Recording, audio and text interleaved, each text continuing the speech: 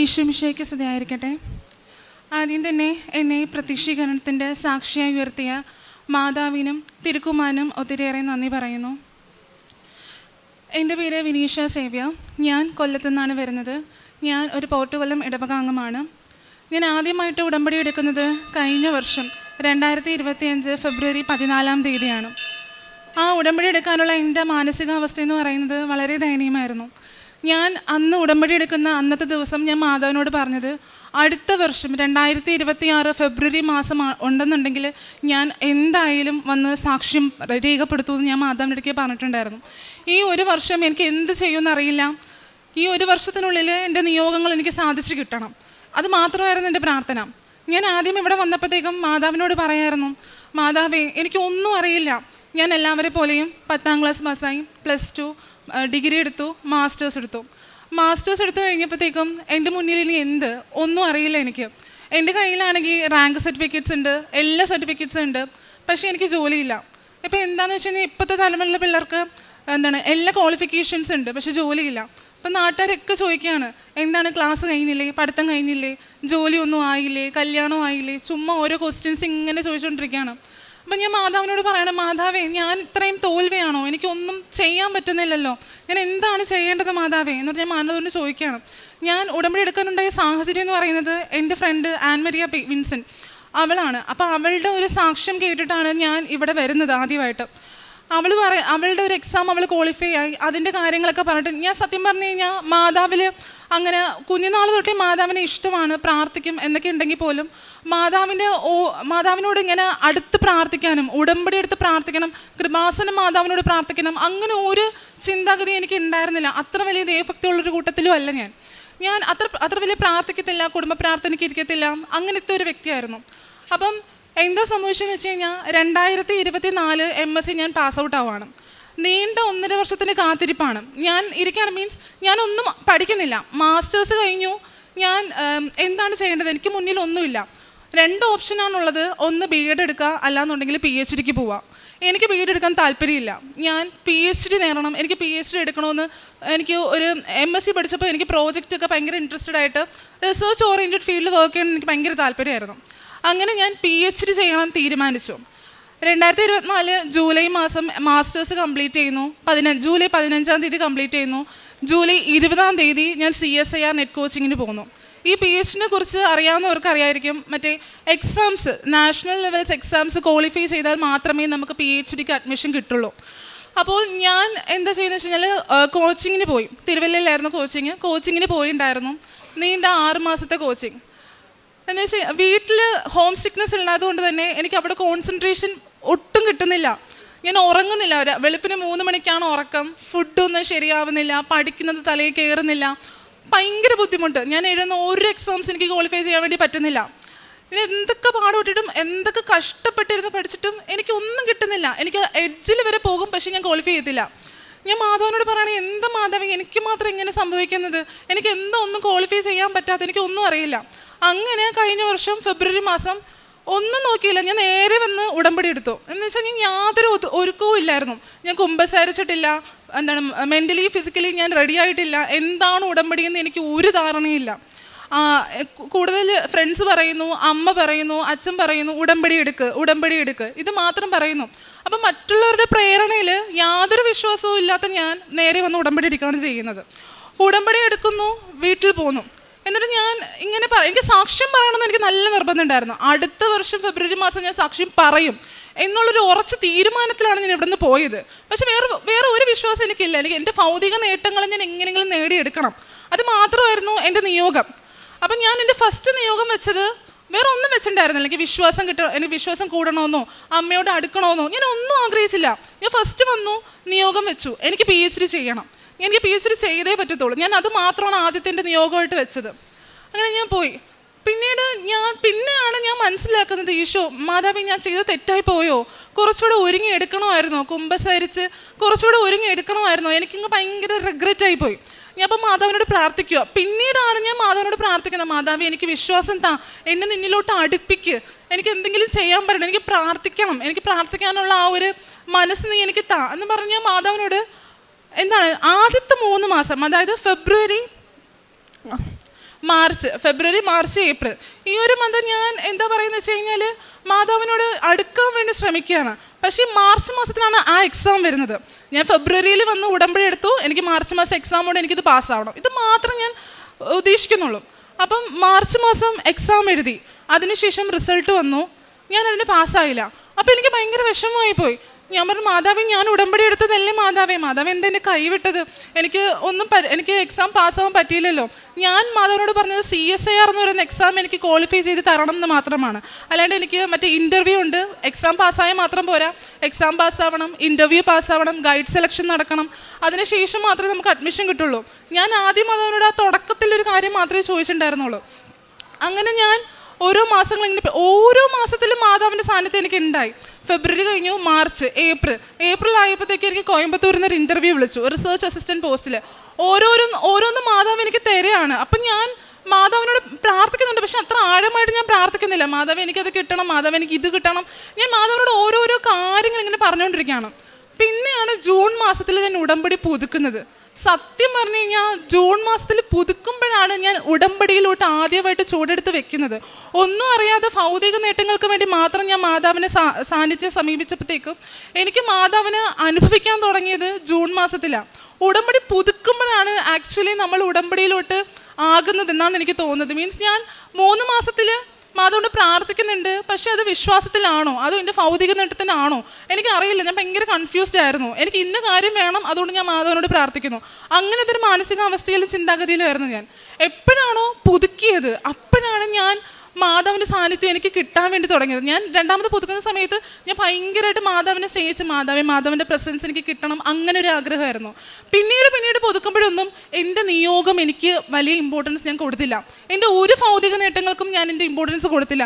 ഞാൻ പിന്നീട് വെച്ച എല്ലാ ഫസ്റ്റ് നിയോഗവും മാതാവിൻ്റെ സംരക്ഷണം എനിക്ക് കിട്ടണം, മാതാവിൻ്റെ അനുഗ്രഹം എനിക്ക് കിട്ടണം, മാതാവിൻ്റെ സാന്നിധ്യം എനിക്ക് അനുഭവിക്കാൻ വേണ്ടി പറ്റണം എന്ന കാര്യങ്ങളാണ് ഞാൻ കൂടുതലും മാതാവിനോട് ചോദിക്കാൻ വേണ്ടി തുടങ്ങുന്നത്. എൻ്റെ ഭൗതിക നേട്ടം നിങ്ങൾക്ക് മറന്നു, ഞാൻ മാതാവിനോട് ചോദിക്കുന്നത് നിർത്തി. ഞാൻ മാതാവിൻ്റെ പ്രസൻസ് മാത്രമാണ് ഞാൻ മാതാവിനോട് പിന്നീട് ചോദിക്കാൻ വേണ്ടി തുടങ്ങിയത്. പിന്നീട് വീണ്ടും ജൂലൈ മാസമായി. ജൂലൈ മാസത്തിൽ അടുത്ത എക്സാം വന്നു. ആക്ച്വലി ഈ ഒരു CSIR എക്സാം ട്വൈസ് ആയിട്ട്, അതായത് ഒരു വർഷത്തിൽ 2 വട്ടമാണ് നടത്തുന്നത്. പക്ഷെ കഴിഞ്ഞ വർഷം 3 വട്ടം നടത്തിയിട്ടുണ്ടായിരുന്നു. ഡിസംബർ മാസത്തെ എക്സാം മാറ്റി വെച്ചിട്ട് 3 വട്ടം നടത്തിയിട്ടുണ്ടായിരുന്നു. ജൂലൈ മാസമായപ്പോൾ ഞാൻ കുറച്ചുകൂടെ വിശ്വാസത്തിൽ അടിയുറച്ചു. എന്നിട്ട് ഞാൻ ജോസഫ് അച്ഛൻ്റെ കൈവെപ്പ് ശുശ്രൂഷയിലൊക്കെ പങ്കെടുത്തു, പ്രാർത്ഥിച്ചു. അപ്പോൾ ഞാൻ നന്നായിട്ട് പ്രാർത്ഥിച്ചു മാതാവിനടുത്ത്. അപ്പോൾ എനിക്ക് നല്ല ഉറപ്പുണ്ടായിരുന്നു എനിക്ക് ഈ എക്സാം കിട്ടും. ഞാൻ അത്രയും കഷ്ടപ്പെട്ട് കുറേ പഠിച്ചു, എന്തൊക്കെയോ ഞാൻ പഠിക്കുന്നു, എന്തൊക്കെയോ ഞാൻ പ്രിപ്പയർ ചെയ്യുന്നു, പക്ഷെ ഒന്നും എനിക്ക് ഒരു ഫുൾഫിൽമെൻറ്റും കിട്ടുന്നില്ല.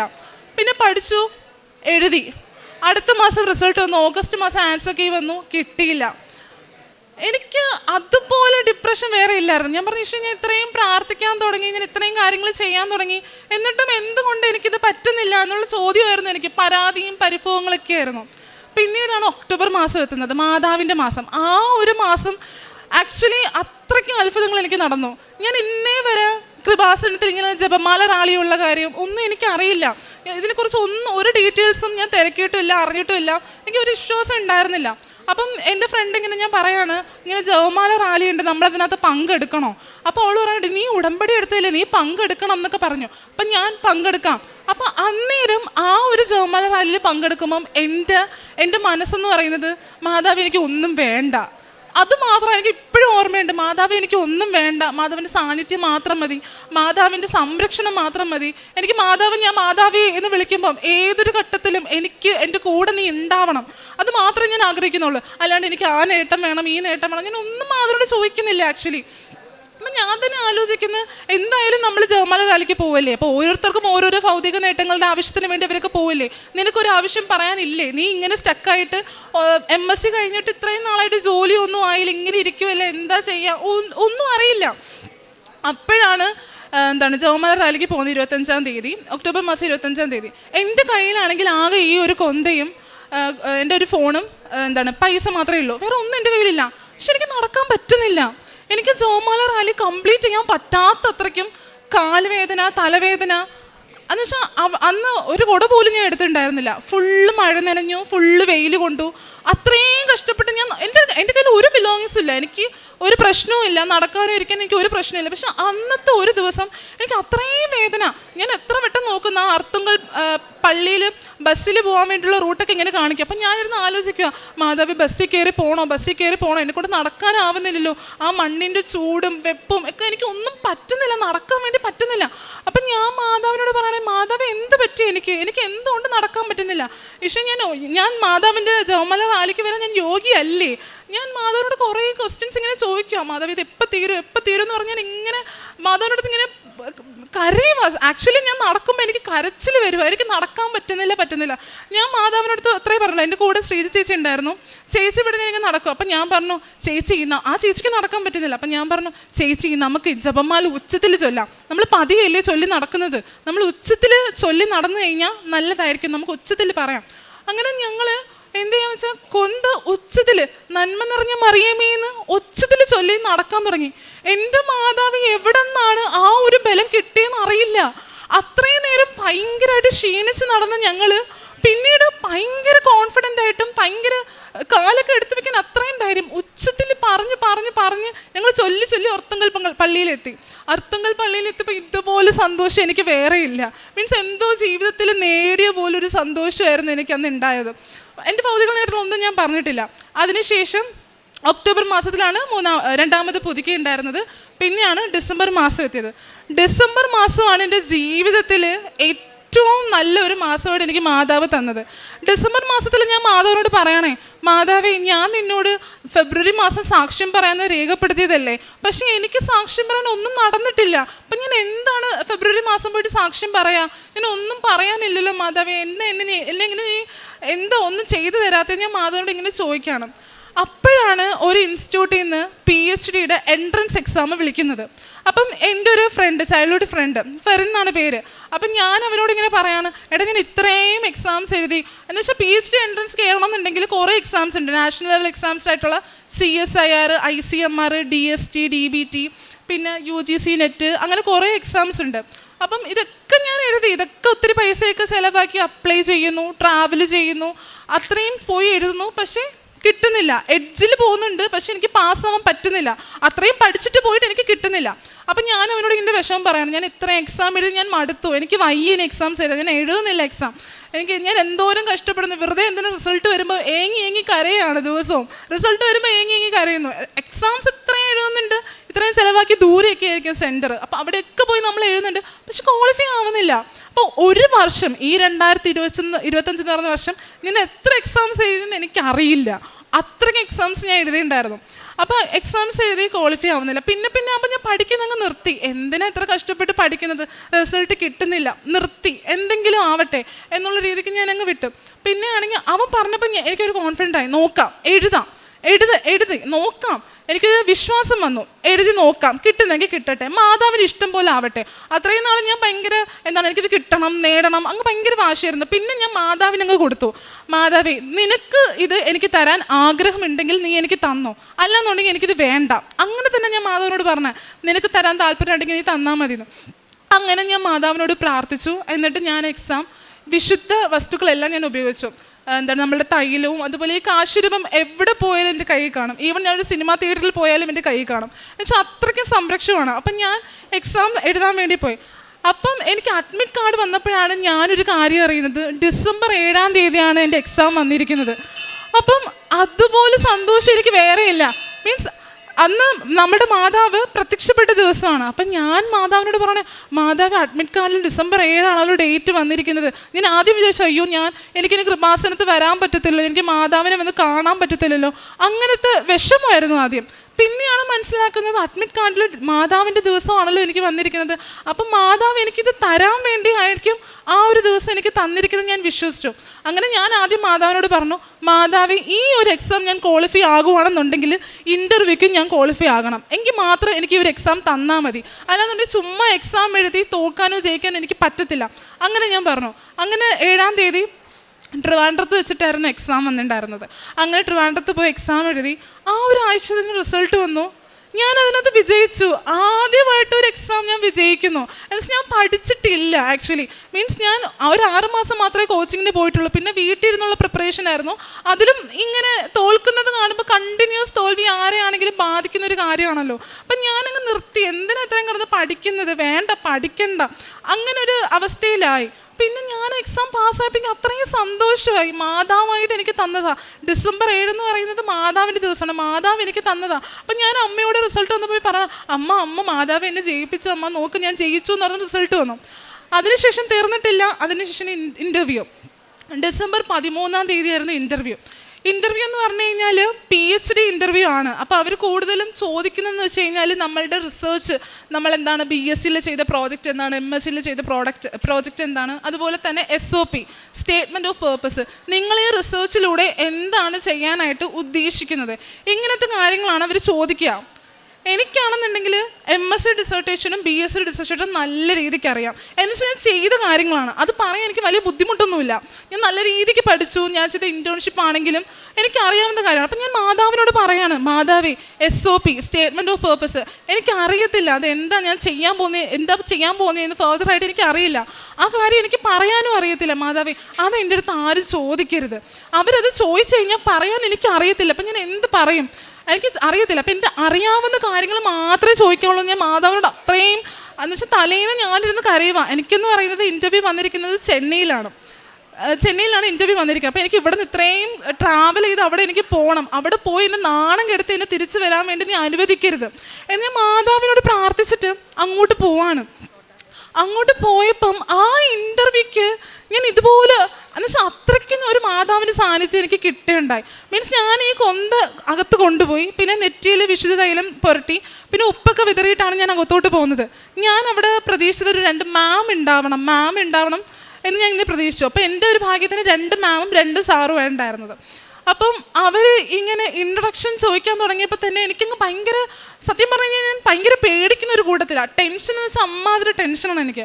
MSc എക്സാം, അതായത് BSc MSc എക്സാമിൻ്റെ തലേന്നൊക്കെ തലകറങ്ങി വീഴും, ഛർദ്ദിക്കും. എനിക്ക് ഭയങ്കര അസ്വസ്ഥതയാണ്, ഭയങ്കര എക്സാം ഫിയർ, ഇൻ്റർവ്യൂ ഭയങ്കര ഫിയറാണ്. ഇപ്പോൾ ഒരു സ്റ്റേജിൽ കയറി മിണ്ടാനൊക്കെ ഭയങ്കര പേടിയാണ്. ഞാൻ ഇപ്പം തന്നെ എങ്ങനെയാണ് സംസാരിക്കുന്നത് എന്തുപോലും എനിക്ക് അറിയത്തില്ല ആക്ച്വലി. എന്ന് വെച്ചാൽ നിർത്താതെ എനിക്കങ്ങനെ പറയാൻ പറ്റുമോ എന്ന് പോലും എനിക്ക് അറിയത്തില്ല. അപ്പം നല്ല സ്റ്റേജ് ഫിയർ ഉള്ള കൂട്ടത്തിലാണ്. അപ്പം ഞാൻ അകത്ത് പോയപ്പോഴത്തേക്കും വലിയൊരു ഒരു സ്ഥലത്താണ് എന്നെ ഇരുത്തിയത്. സാറുമാരൊക്കെ താഴെ ഇരിക്കുവാണ്. എന്നിട്ട് അവർ എന്നോട് ക്വസ്റ്റ്യൻസ് ഇങ്ങനെ ചോദിക്കാൻ തുടങ്ങി.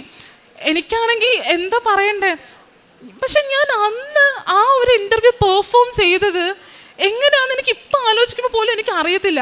പക്ഷെ അത്രയും കോൺഫിഡൻസിൽ എൻ്റെ ഇൻട്രൊഡക്ടറി പാട്ട് തന്നെ ഞാൻ അത്ര മനോഹരമായിട്ടാണ് പറഞ്ഞത്. എനിക്ക് ഇപ്പോഴും അറിയാം. പക്ഷെ ഞാനിങ്ങനെ ഭയങ്കര ഡീറ്റെയിൽ ആയിട്ട് എൻ്റെ ഇൻട്രൊഡക്ഷൻ അത്ര അടിപൊളിയായിട്ട് പറയുന്നു. പിന്നെ ഞാൻ എന്താണോ അവർ ചോദിക്കാൻ, എന്നുവെച്ചാൽ എനിക്ക് പറയാൻ പറ്റുന്ന ക്വസ്റ്റ്യൻസ് മാത്രമേ അവരെന്നോട് ചോദിക്കുന്നുള്ളൂ, അല്ലാണ്ട് വേറെ ഒന്നും അവരെന്നോട് ചോദിക്കുന്നില്ല. എൻ്റെ MScയും BScയും പ്രോജക്റ്റിൻ്റെ കാര്യങ്ങളൊക്കെ ചോദിക്കുന്നത് ഞാൻ വളരെ കോൺഫിഡൻ്റ് ആയിട്ട് ഞാൻ നല്ല നിർത്തി അവർ ചോദിക്കുന്നതിനൊക്കെ ഭയങ്കര അടിപൊളിയായിട്ട് ഞാൻ ഉത്തരം പറയുക. എനിക്ക് തന്നെ തോന്നുക ഞാൻ നല്ല രീതിക്ക് പറയുന്നുണ്ടല്ലോ എന്നുള്ള രീതിക്ക്. പക്ഷെ പിന്നെ ഞാൻ എന്താണോ ചോദിക്കരുതെന്ന് വിചാരിച്ചത് ആ ചോദ്യം എന്നോട് ചോദിച്ചിട്ടുണ്ടായിരുന്നില്ല. ഒറ്റ ആളും എന്നോടത് ചോദിച്ചിട്ടുണ്ടായിരുന്നില്ല. പിന്നെ ഞാൻ പുറത്തിറങ്ങിയിട്ട് പിള്ളേരുടെ അടുത്തൊക്കെ തിരക്കി, നിങ്ങളുടെ അടുത്തൊക്കെ എന്താ ചോദിച്ചെന്നുള്ളത്. അവരുടെ അടുത്തൊക്കെ കംപ്ലീറ്റ് SOP മാത്രമേ ചോദിച്ചിട്ടുണ്ടായിരുന്നുള്ളൂ. എനിക്കത് ഒറ്റ വാക്ക് പോലും ചോദിച്ചില്ല. എൻ്റെ ബാക്കി എനിക്ക് അറിയാവുന്ന കാര്യങ്ങൾ അത് മാത്രമേ ചോദിച്ചിട്ടുണ്ടായിരുന്നുള്ളൂ. അതിൽ നിന്ന് മാത്രമേ ക്വസ്റ്റ്യൻസ് ഉണ്ടായിരുന്നുള്ളൂ. ഞാൻ ഇൻ്റർവ്യൂ കഴിഞ്ഞ് ഇറങ്ങിയപ്പോഴത്തേക്കും എനിക്ക് തന്നെ നല്ല കോൺഫിഡൻറ്റ്. മാതാവ് ഇത്രയ്ക്കും എനിക്ക് പറയാൻ പറ്റുമായിരുന്നോ? മാതാവിൻ്റെ സാന്നിധ്യത്തിൽ അറിയുന്ന കാര്യങ്ങൾ മാത്രം ഇത്ര വ്യക്തമായിട്ട് എനിക്ക് പറയാൻ പറ്റി. അറിയാത്ത കാര്യങ്ങൾ ഒരെണ്ണം എന്നോട് ചോദിച്ചുമില്ല. അത്രയ്ക്കും സന്തോഷമായിട്ടാണ് ഞാൻ അവിടെ നിന്ന് ഇറങ്ങിയത്. പിന്നെ എനിക്കറിയത്തില്ല, മീൻസ് കുറേ പേര് അപ്ലൈ ചെയ്യുന്നതാണ്. അപ്പം നമ്മൾ എത്ര നല്ല രീതിക്ക് പെർഫോം ചെയ്ത് കഴിഞ്ഞാലും സീറ്റിൻ്റെ അവൈലബിലിറ്റി അനുസരിച്ച് നമുക്ക് അവർ അഡ്മിഷൻ തരുള്ളൂ.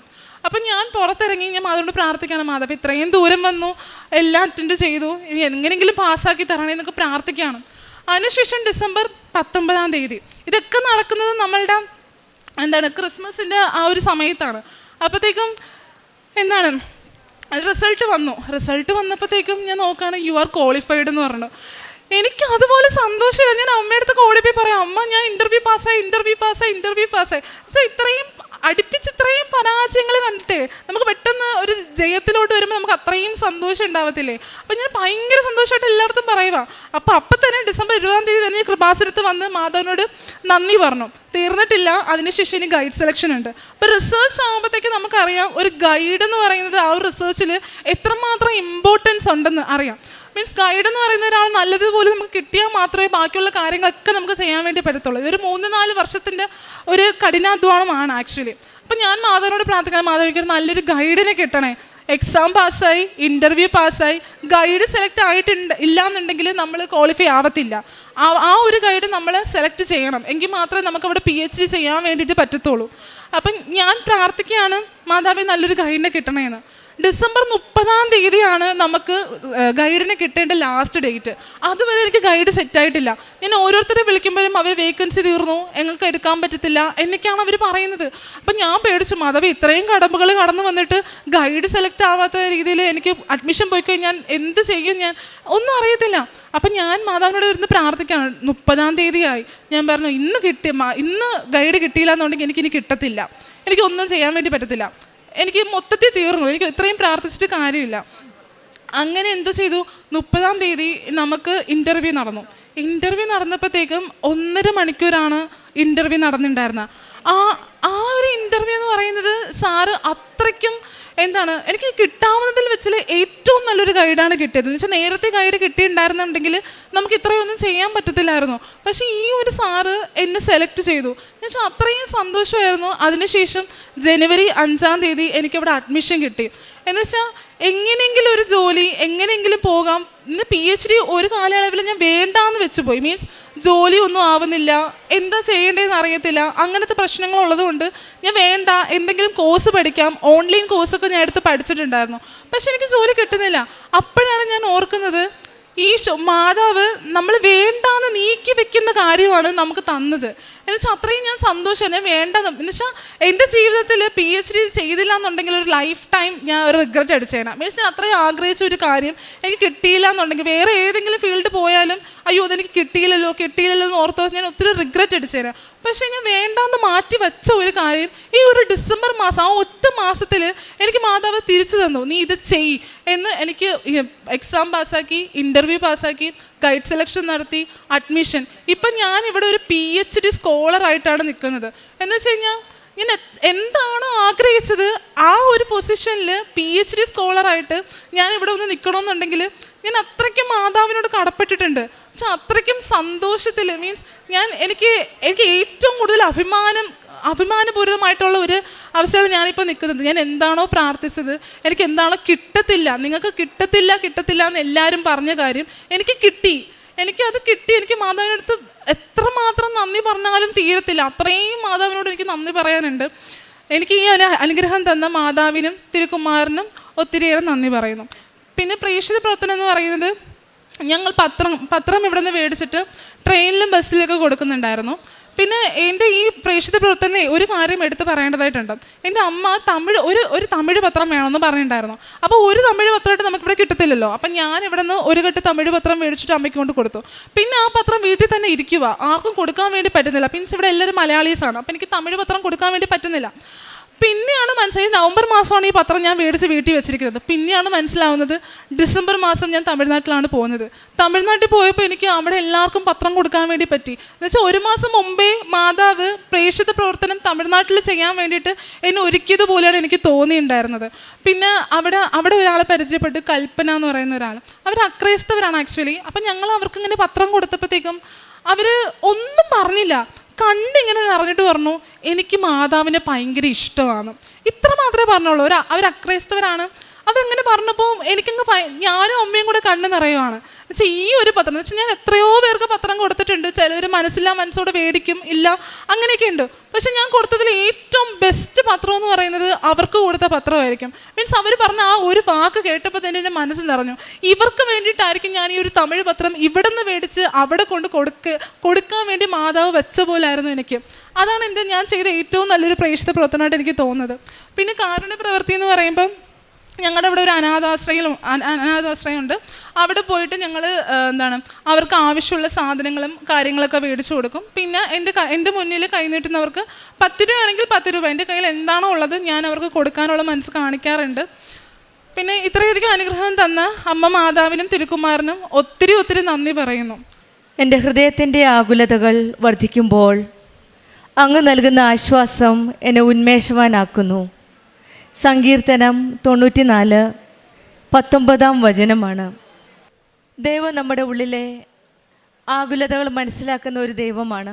ഹൃദയത്തിനുള്ളിലെ ആശങ്കകൾ, ഭയം, അനിശ്ചിതത്വം, ജോലി സമ്മർദ്ദങ്ങൾ, പരീക്ഷ, ഭാവി ജീവിതം, സാമ്പത്തിക ബുദ്ധിമുട്ടുകൾ, കുടുംബ പ്രശ്നങ്ങൾ, ഇവയെല്ലാം ആയിരിക്കാം ഒരുപക്ഷെ നമ്മുടെ ആകുലതകൾ. ഇവയെല്ലാം ഒരുപക്ഷെ ശരിയായ രീതിയിൽ തോന്നാം. ഉള്ളിൽ ചിന്തകളുടെ യുദ്ധമായിരിക്കാം, പക്ഷേ നമ്മുടെ മുൻപിൽ ഒരു പുഞ്ചിരിയായിരിക്കാം. പക്ഷേ ഇതെല്ലാം അറിയുന്ന ഒരു ദൈവമാണ് നമ്മുടെ കൂടെയുള്ളത്. നമ്മുടെ ആശങ്കകൾ വരും, ചിന്തകൾ കൂടും, പക്ഷേ ദൈവത്തിൻ്റെ ആശ്വാസമാണ് ഏറ്റവും ശക്തമായി നമ്മുടെ കൂടെയുള്ളത്. നമ്മുടെ മനസ്സ് നിറഞ്ഞിരിക്കുമ്പോഴാണ് ദൈവം നമ്മുടെ ഹൃദയം നിറയ്ക്കുന്നത്. ആ ദൈവസ്നേഹത്താൽ പരിശുദ്ധ അമ്മയാണ് ആ ദൈവസ്നേഹത്തിലേക്ക് നമ്മെ നയിക്കുന്നത്. പരിശുദ്ധ അമ്മയുടെ സംരക്ഷണമാണ് ഉടമ്പടി ജീവിതത്തിൽ, ഉടമ്പടി മക്കളുടെ ജീവിതത്തിൽ നമ്മൾ കാണുവാൻ സാധിക്കുന്നത്. ഈശോയുടെ അമ്മയിലുമുള്ള ഒരു പൂർണ്ണമായ ഒരു ബന്ധത്തിൻ്റെ ഒരു സാക്ഷ്യമാണ് വെനീഷ സേവ്യ നമ്മളോട് ഷെയർ ചെയ്തത്. ഈ മകൾ ആദ്യമായി കൃപാസനത്തിൽ വന്നപ്പോൾ ഒരു കാര്യം മാത്രമാണ് നിയോഗമായിട്ട് സമർപ്പിച്ചത്, PhD പഠിക്കുക എന്ന് മാത്രം. ഭൗതികമായി ഒരു വലിയ ഒരു നേട്ടമാണ് ഈ മകൾ ഉടമ്പടിയിൽ കൂടെ പ്രതീക്ഷിച്ചത്. പക്ഷേ വന്നപ്പോഴാണ് അറിഞ്ഞത് ഉടമ്പടി ജീവിതം വിഷയങ്ങളിൽ മാത്രം ബന്ധിതമായിട്ടല്ല, പക്ഷെങ്കിൽ ഈശോയുമായിട്ടുള്ളൊരു വ്യക്തിബന്ധമാണെന്നാണ് ഈ മകൾ പിന്നീട് മനസ്സിലാക്കിയത്. ആദ്യം ഉടമ്പടി എടുത്തു, പിന്നീട് പുതുക്കി. പിന്നെ ആ ഭൗതിക ജീവിതം ആത്മീയ വളർച്ചയ്ക്കായിട്ടാണ് ആ മകളുടെ ജീവിതം മാറിയത്. ഈ മകൾ പറയുകയുണ്ടായി, 0 നിന്നാണ്, പക്ഷേ 0 എന്നുള്ളൊരു ഫീലിംഗ് ആണിപ്പോൾ. പക്ഷേ ആൾ റാങ്ക് ഹോൾഡറാണ്, എല്ലാ ക്വാളിഫിക്കേഷൻ്റെ സർട്ടിഫിക്കറ്റ് ഉണ്ട്, പക്ഷെ ഒരു വിലയുമില്ല. അങ്ങനെ ഒരു ഫീലിംഗ് വരണമെങ്കിൽ ഈ മകൾ ഭൗതികമായിട്ട് എല്ലാ മെറിറ്റുമുള്ള ഒരു മകളാണ്. പക്ഷെങ്കിൽ ദൈവത്തിൻ്റെ കൃപയ്ക്ക് വേണ്ടിയിട്ടാണ് ഈ മകൾ ഉടമ്പടി ജീവിതം നയിച്ചത്. വീണ്ടും വീണ്ടും പുതുക്കി വിശ്വാസത്തിൽ ഉറച്ചു നിന്ന് വിശ്വാസത്തോടെ ഭക്തിയോടെ ഉടമ്പടി ജീവിതം മുന്നോട്ട് നയിച്ച ഒരു മകളാണ്. അമ്മയും മകളും തമ്മിലൊരു ബന്ധമാണ്, ഒരു കണ്ടിന്യൂസ് ആയിട്ടുള്ള ഒരു കോൺസ്റ്റൻറ്റ് കോൺവെർസേഷനാണ് ഇവർ തമ്മിലുള്ളത്. ഓരോ കാര്യവും അമ്മയോട് വന്ന് സംസാരിക്കും, ഓരോ കാര്യം ഈശോയോട് വന്ന് ചോദിക്കും. ഉടമ്പടിയിലെ എല്ലാ കാര്യങ്ങളും നിബന്ധനകളനുസരിച്ച് ജീവിക്കുവാനായിട്ട് 3ാമത്തെ ഉടമ്പടിയിലാണ് ഈ മകൾക്ക് നല്ലൊരു വിശ്വാസപൂർണമായ വിശ്വസ്തയോടെയുള്ള ഒരു ഉടമ്പടി നയിക്കുവാൻ സാധിച്ചത്.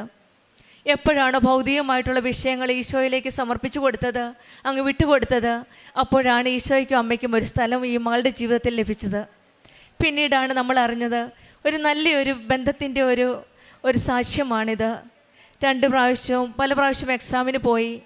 പിന്നീട് വന്ന എക്സാം, 3ാമത്തെ പുതുക്കലിന് ശേഷമുള്ള എക്സാമിലാണ് ഈശോയും അമ്മയും ഈ മകളെ ചേർത്ത് നിർത്തി ഓരോ കാര്യങ്ങളിലും ചെയ്യുവാനും അത് പൂർണ്ണമായിട്ടും നടത്തി കൊടുക്കുവാനും മകളുടെ ഓരോ കാര്യത്തിലും ഈശോ അമ്മ ഇടപെടുന്നതായിട്ട് നമുക്ക് കാണുവാൻ സാധിക്കുന്നത്.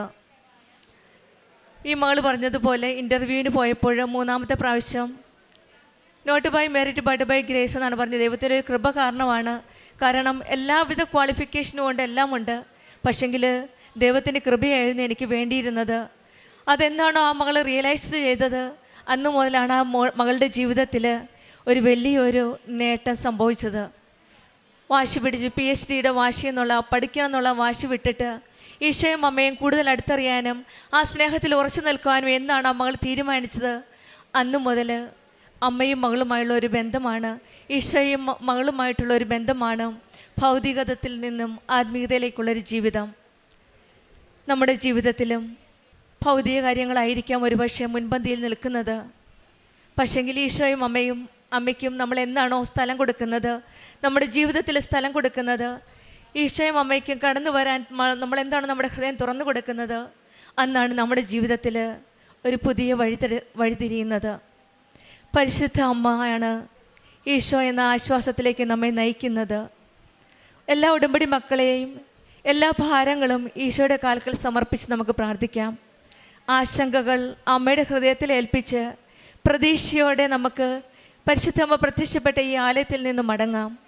ദൈവത്തിൻ്റെ ആശ്വാസം നമ്മുടെ ആത്മാവിനെ ആനന്ദിപ്പിക്കുന്നു എന്നും വിഷയബന്ധിതമായ ബന്ധത്തിൽ നിന്ന് വ്യക്തിപരമായ ഒരു ബന്ധത്തിലേക്ക് നമ്മളെല്ലാവരെയും ഈശോയും അമ്മയും കൈപിടിച്ച് നയിക്കട്ടെ എന്ന് പ്രാർത്ഥിച്ചുകൊണ്ടും ബെനീഷ സീവന് കുടുംബത്തിന് ലഭിച്ച ഈ പ്രത്യേക അനുഗ്രഹത്തിനും ഈശോയ്ക്കും അമ്മയ്ക്കും നന്ദി പറഞ്ഞുകൊണ്ട് നമുക്ക് കരങ്ങളടിച്ച് ദൈവത്തെ മഹത്വപ്പെടുത്താം. യേശുവേ നന്ദി, യേശുവേ സ്തുതി, ആവേ മരിയ. അത്യപൂർവ ദൈവാനുഭവങ്ങൾ ഇനി നിങ്ങൾക്കും സ്വന്തം. ഈ യൂട്യൂബ് ചാനൽ ഇതുവരെ സബ്സ്ക്രൈബ് ചെയ്തിട്ടില്ലെങ്കിൽ ഇപ്പോൾ തന്നെ സബ്സ്ക്രൈബ് ചെയ്യുക. ഈ വീഡിയോ ഇപ്പോൾ തന്നെ നിങ്ങളുടെ സുഹൃത്തുക്കൾക്ക് ഷെയർ ചെയ്തുകൊണ്ട് കർത്താവിൻ്റെ പ്രേക്ഷിതരാകുക.